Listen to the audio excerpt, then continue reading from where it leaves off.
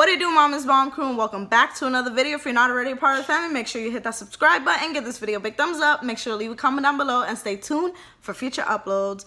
Also, you guys, go ahead and hit that little bell next to the subscribe button. That way you guys get notified when I post new videos, because you don't want to miss these story times I'm giving you. You don't want to miss these story times I'm giving you. I'm going to be giving you guys some story times because I've been slacking on my vlogs. My life, I don't do nothing. And you guys are tired of seeing me clean my house you guys know exactly what my living room looks like and what my kitchen looks like. So I'm giving you guys story times. Now, I just recorded a story time on, I told you guys I'm going to give you guys story times on all the births of my kids because my channel's name is Mama's Bomb, and I've never done a story time on how my children came into the world. So I just recorded the birth of my son. Now I'm going to do my daughter. Her name is Miyavale. This is her. We're in the process of doing her hair today, so don't mind her hair. But yeah, I'm gonna share my story on how this one came into the world. She just turned 5 on September 17th. 5 years old. She just turned 5 on September 17th. That just passed. It was my birthday, my party. I can't remember. This is bad. This is gonna sound bad. I can't remember when her due date was. I can't remember when her due date was, but I know I was 20 years old because when my son was born in October, and I got pregnant with her a month later. So I turned 20 and then I had her in September. Yes, you guys, they always say wait 6 weeks after you have a baby to have sex, and I didn't. So I got pregnant within the first month of me having my son. So my kids are 11 months apart.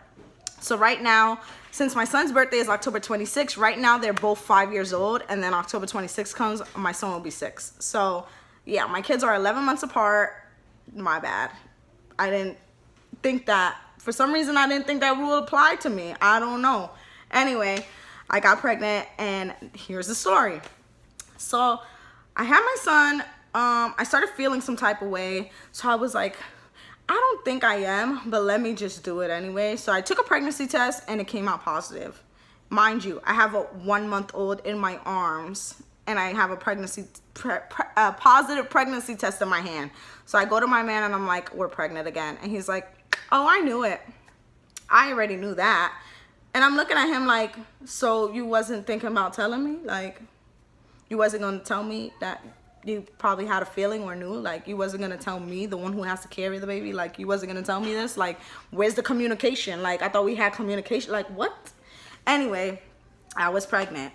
Went to the doctor, confirmed I was pregnant, confirmed I was pregnant. So I'm like, okay, there's nothing I could do now but to have her. So time goes on, and I wanted a girl so bad because I already had my son. So I'm like, I want a girl, I want a girl, I want a girl. And we go, and then my man's all like, oh, I can't make girls, I can only make boys. And I'm like, all right, we'll see. I'm telling you, I still remember where I was, and the moment she said you're having a girl, I just started crying. I was so happy. I was so happy I was gonna have a boy and then my little girl. So I was so happy. Anyway, because I had a C-section with my son, and then it happened so fast, like my body didn't have time to heal. Your body's supposed to have more than a year to heal after a C-section, and I literally got pregnant a month after my C-section. So when I have my baby, it's not even gonna be a year. So you kind of see what's happening with that. So when I went to my doctor's appointments, they already had told me that I'm gonna have a C-section. Like, you're gonna have a C-section, and that's it. Like, I can't attempt to push because I could rip my previous C-section. So I was like, okay, my previous incision, my bad, not C-section. But they told me that I could pretty much rip if I was to try to push. So I'm like, okay, I'm not gonna do that. I'm just gonna have a C-section because my body is not even healed. So her C-section date, that's what it was. I don't think she had an official due date, but I don't remember because I had a scheduled C-section date. So I just went off of the scheduled C-section date, and I kind of just threw out the due date in my head because it didn't apply anymore because I was gonna have her on September 17th regardless. So I think she was scheduled to be born at 3:30. Like, my C-section time was at 3:30. So my mom had flew in like the day before, and you know, we were just waiting until tomorrow because my mom had slept over and we were waiting for tomorrow. And then I had everything packed. Like, I already knew, like, I was just going to walk in the hospital and then that's it, you know. I had already went through a C-section not too long ago, so I kind of knew what to expect. And then the hospital that I was going to is a hospital that delivers babies, so I knew I didn't have to do the runaround. I just had to go to the hospital and have her. Because, and the difference too was I was in Fort Lauderdale when I had my son, and now I was where I am now. That's where I had my 2 other daughters, is where I live now. I'm not going to disclose that, but I did have my son in Fort Lauderdale because that's like where we're from. So the day comes, September 17th comes, and we all get in the car and we're headed to the hospital. And I get in there and she's like, they like guard me up. They like make sure I'm all sterilized or whatever it is. Now, before you get a C-section, they have to give you an epidural. Well, obviously they have to give you an epidural so that they could put like half your body to sleep. So I'm sitting on the table, and if you guys don't know how you get an epidural, they give you a pillow to hold on, and you're literally bent over like this, so your back is kind of like sticking out towards them. So I'm like holding on to the pillow, and I'm like shaking, like it was freezing. And then the thing is, when I had got my epidural with my son, I was already kind of drugged up, so I didn't even really feel it. But it's like, it's just me normally just walking in to go get a needle in my back. Like, I wasn't on any medication. Like, it was just, I was so sober, like so sober and freezing. So I'm like shaking, and I'm like, oh my God, this hurts so bad. This hurts so bad. Like, I couldn't even imagine it now. So they give me the epidural, and then they had to do it again because something happened. They probably like attempted to give me the epidural, and like on the 3rd time they finally got it. I don't know what happened. I don't know, but I was nervous because I was like, that's my spine we're messing with. Like, God forbid you hit me in the wrong spot. Like, I'm gonna be paralyzed forever. So that was like a concern that happened, was the epidural. They had a problem administering the epidural to me. And then finally, I lay down on the table, and they go and they start doing the surgery. And 30 minutes later, she was here. Like, the actual birth of my first daughter was smooth because I just walked in, and 30 minutes later, she was in my arms. You know what I mean? It was so smooth. So then they took me out, and I had the baby, and they put me in a room. Now, I did have my own room, but it was like a real gloomy and small room. Like, I didn't really like it. Who's here? I don't know who that is. Probably Amazon or something. I'm looking outside. But yeah, it was like a real small, gloomy room. And I was just like, this is like so sad. The mailman is here. Okay. So everybody came to visit me, and then I remember, because with none of my kids, I never condoned giving them pacifiers. Like, if they cry, I never wanted to give my kids a pacifier because I didn't want them to get attached to it, or like, God forbid I lose the pacifier and then it's like, oh, hell is gonna break loose and it's gonna be all on me. So I never condoned giving my kids a pacifier. So when I had got out of the surgery, I was in the room with the baby. Hold on. I was in the room with Mariella, and she kept crying and crying and crying, and I had this headache that wouldn't go away, like this excruciating pain that just, so I had this headache that just wouldn't go away, and she just kept crying and crying and crying. No matter what I did, she just kept crying and crying and crying.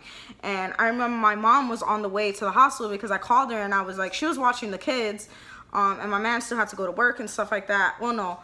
He didn't go to work. What am I talking about? He went to go get food or something. I don't know what it was, but he went to go do something. And I remember just at that moment, I just remember that moment. She just was crying nonstop. Like, I couldn't take it because of the headache I had, and nothing I did worked. So I stopped the nurse, and I was like, excuse me, ma'am. Like, I have such a headache. Like, I can't even open my eyes. Is there any way that you can just like just soothe her, or like, you know, try to calm her down for me? Like, so I was like, I don't know if there's any way that you could give me some medication, but I have like the worst headache in the world. I've never had a headache like this before. And she's like, oh, that's normal. That's normal. And I'm like, okay, well, can you try to like help soothe the baby, or like, you know, take the baby for a walk, like something to soothe her, because I just couldn't, I couldn't take it. And I feel bad for saying this, but you guys are gonna like, just stay tuned. You guys are gonna know the reason as to like the whole headache situation. So she goes, oh, I can give her a pacifier if you want. And like, I'm not a rude person, but when I'm in pain and like you fuck with me, like, I'm gonna fuck with you back. So I was like, no, it's all right, bitch. Like, I didn't ask you to give my daughter a pacifier. I asked you if you could soothe her. If I wanted to give her a pacifier, don't you think I would have gave it to her? And she just like was like, oh, well then, I don't know what we can do, but your headache is normal and I'm not gonna give you any more medication. That I could say, like, that hospital, I would never send anybody there, okay? I wouldn't even send my pet there, okay? I would not send anybody to that hospital. The way the staff members treat you is horrible. And the thing is that's messed up is that hospital, and I'm gonna put the name out there, Health Park Medical Center, yeah, that's a horrible hospital. Wait, is it Health Park? No, maybe it's not Health Park. Oh my gosh, let me not say the wrong hospital. I don't know, but yeah. So the thing is about that hospital is like a lot of elderly people go there. So poor elderly people, because the way that staff treated me, it was horrible. Like, I didn't even see any staff members the time I was there. Probably like 1 or 2 nurses came in the room the whole 3 days I was there. Like, it was not a good experience. As far as after having her, it just wasn't a good experience. Even having her wasn't a good experience with the whole epidural thing. That was not a good experience. But for some reason, I don't know, that experience was just very gloomy. Like, the room was gloomy, like the mood was gloomy. It just wasn't, it was just a gloomy mood. I don't know. I don't know. But anyway, nothing really happened. My mom slept over one time. My man slept over a couple times. The kid, my son came over. My son slept over. So, you know, it was all right. And then I finally got released to the hospital and I got home and I went to lay down on the couch. And when I tell you the headache I had, like, I was crying and I couldn't even open my eyes. Like, I've never experienced something that bad in my life. No matter how hard I try to open my eyes, I could not open my eyes. And the thing is, my mom was there with me. And of course I had my son, and plus I had the baby. And the baby, my daughter, she was only eating off of my breast because I was breastfeeding her. So for me to have a headache like that and then try to feed my baby, it just, something had to happen. And then my man went to work that day because he asked me, he's like, is it okay if I go to work? And I'm like, yeah, that's fine. I have my mom here, just go back to work. I had to pick up the phone and call him like ASAP, and I was like, you need to take me to the hospital right now because I don't know what's going on and this is not normal. I don't care what that lady says. This is not normal. This is not passing. So he took me to the closest medical center. I wasn't having a baby this time, so I think it was okay for me to go to the medical center because that was the closest place to me. Not gonna make that mistake again. So I went to the medical center and they would, I explained to them what happened. I just had a baby, blah, blah, blah. And they ran some tests and they were like, you have epidural fluid in your brain. You have epidural fluid that has rushed to your brain now. And that's why you're getting these intense headaches. So I'm thinking I'm gonna freaking die. I'm thinking like everything like bad. I was thinking everything bad. And they laid me on a bed and they put like, let's say this is my head. They tilted me like this so that my feet were up and my head were down. And I remember her saying that the only way that they can actually cure something like this is if they give me caffeine. And if the caffeine doesn't work after a certain amount of hours, then they would have to rush me in and reverse the epidural fluid that was rushed to my brain. So I was like, great. So I literally drank. I didn't even taste the coffee the way I was drinking it. I just was gulping it and gulping it and gulping it and gulping it because I was like, I cannot go through another surgery. I cannot go through no epidural. I cannot go through anything right now. My body is done for right now. Like, my body's done for. So thank goodness it worked. The headache went away. I got to go home. Everything was fine. Now, when I had Davion, when I had got my C-section, it was dissolvable stitches. But when I had my daughter, I got staples. Why? I don't know why they did that, but I had got staples. So then a couple days later, I had to go into my whatever you call him, gynecologist, whatever the heck you call the man that delivered the baby. But I had to go into his office so that he could take the staples out. And I remember I was like, I never went through this. I'm scared. It hurts when I touch it. So imagine them, yanking out staples. So I remember, don't tell nobody, I had took 2 Percocets, and I was like, I'm gonna feel good going into this doctor. Like, I don't want to feel nothing. I just want to feel happy, and that's it. So I took 2 Percocets. I went in there. I got my staples out. I was good to go, and I took my butt right back home to my babies. And yeah, that's how she came into the world. Like, I'm telling y'all, I went on a mission just to find the hospital to have Davion. Then I went on a mission even after I came home with her. Like, how many people does that happen to? Like, epidural fluid goes to your brain. And I was telling them, like, they have to do the epidural like 2-3 times. Like, that's probably what could have did it. They probably overloaded my body with epidural fluid or something. And like, yeah. So that's how Miss Miyavale came into the world. That's how she came into the world. She's looking at me right now, sitting on the floor like, I never knew this story, Mommy. Yeah, that's how you came into this world, girl. Mommy went through a lot just to bring you into this world. So yeah, y'all, that is the part 2 to my second child on how she was brought into this world. And also, I remember too, this is like a funny blooper. My man was so excited he was gonna have a baby girl, so he went out and he bought this car seat that was like $170, and it's supposed to change all these different ways, and like it's supposed to adjust to her when she gets older. Yo, we had that car seat for maybe like a year and then got rid of it because we could not figure out how to adjust it into different positions. It would not adjust. It really would not adjust at all. We tried everything to adjust that car seat and it would not adjust. So got rid of that car seat. And yeah, that is a story time on how she came into the world. Now I just have to do a part 3 for you guys on how my baby came into the world. Now I could say that she had to be the most enjoyable, calm, like it just flowed. The experience I had with her just flowed. It literally just flowed. But you know what I think I'm gonna do? I kind of was thinking about not doing it because it's like real TMI, but I had a miscarriage before I had her. So I might do a story time on that because that's like a whole story time within itself because I went through a lot with that. So I might do a story time on that and then give you guys a story time on my baby girl.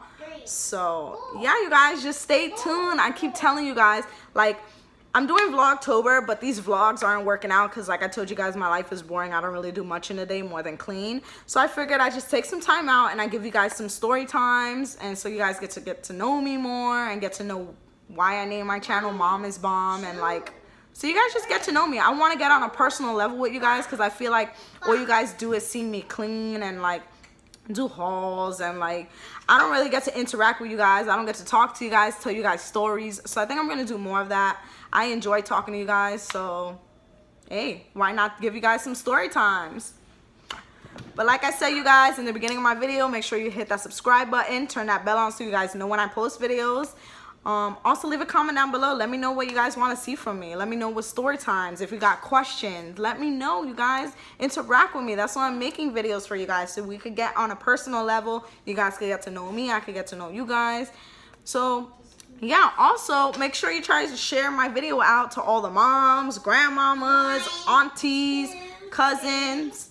You really gotta count that loud. 6, 7, 8, 9, 10, 11, 12. You see how it like is like aligned with each other. Like I had a headache with her in the hospital, I had a headache with her out the hospital, and I still have headaches, and she still cries. So I think it was kind of a warning when I had her, like, this is what you're gonna deal with for like a long time. So yeah, well, I love you guys.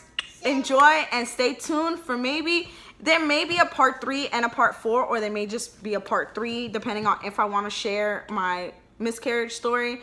That I think I am just gonna share it because it could like bring light to a lot of women that are on birth control or that are going through that, because it's like a whole story within itself. I tell you, I have stories for days. Girl, this hair, I gotta get to her hair. So I'll see you guys in my next video. Bye.